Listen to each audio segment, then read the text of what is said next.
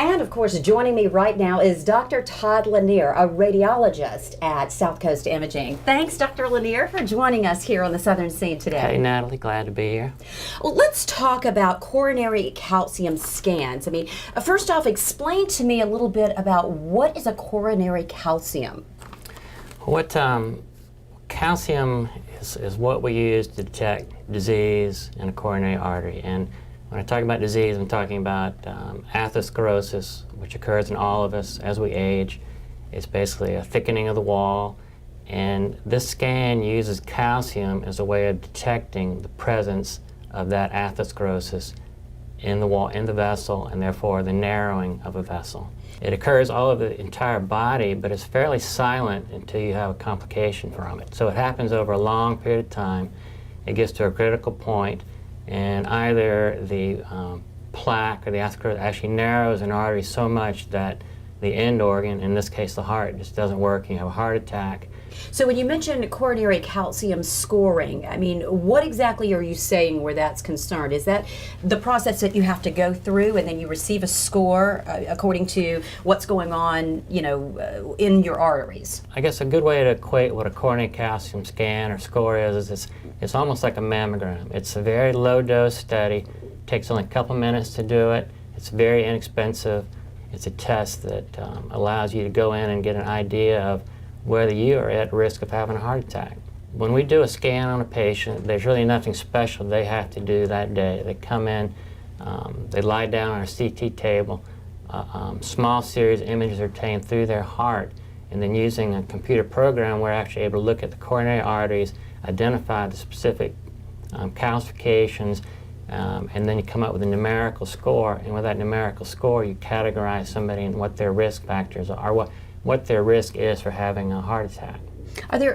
What about the risk involved with the actual process? Are there any risks? Well, that's what's neat about this. There's no needle, there's no IV contrast, there's no prep. I've had it done. Dr. Lanier, is there a certain time that you should start thinking about this particular scan, calcium Sure. scan? If you're somebody's having chest pain, you know, that categorizes you in another area. There's other tests for you. This test is for people who really are entering their midlife. They have some risk factors when you look at their blood pressure, their cholesterol levels in their blood, and they're labeled into what's called intermediate or moderate risk. Mm-hmm. And then you also have low risk and you have very low risk. When they look at this study, they figured out the people who are stratified into very low risk by those risk factors, which are genetics, you know, hypertension, cholesterol, body size. People that are in low and intermediate risk, they found out that this calcium scoring really aids in being able to tell that patient what their risk of having a heart attack is. Wow. And some people estimate that if you took those 500,000 people who had heart attacks this year, if they'd have had calcium scoring, at least 95% of them would have been able to be treated aggressively prior to those heart attacks. Some of the recommendations as far as when to get a scan is probably for men starting at age 45, mm-hmm. women age 55, and if you have diabetes or a lot of risk factors, actually age 40. It's not something that you have every year, but it is something that physicians are starting to use, and that patient will have a scan and then they'll start some aggressive therapy, medical therapy, and then they'll scan the patient in several years, one, to see whether they're advancing, whether their score is getting worse or whether the medicine's working. What about the folks who fall below that number and are a bit younger, but they're concerned and they want to know what their risks are or how they would actually be scored? You know, for a lot of younger people, if they are healthy and don't have significant family history, and if they're concerned enough to monitor what they eat and what they do and their general health, like blood pressure, they could probably wait till those guidelines, like ages I gave earlier, in the sense of 45, you know, for a male, 55 for a woman.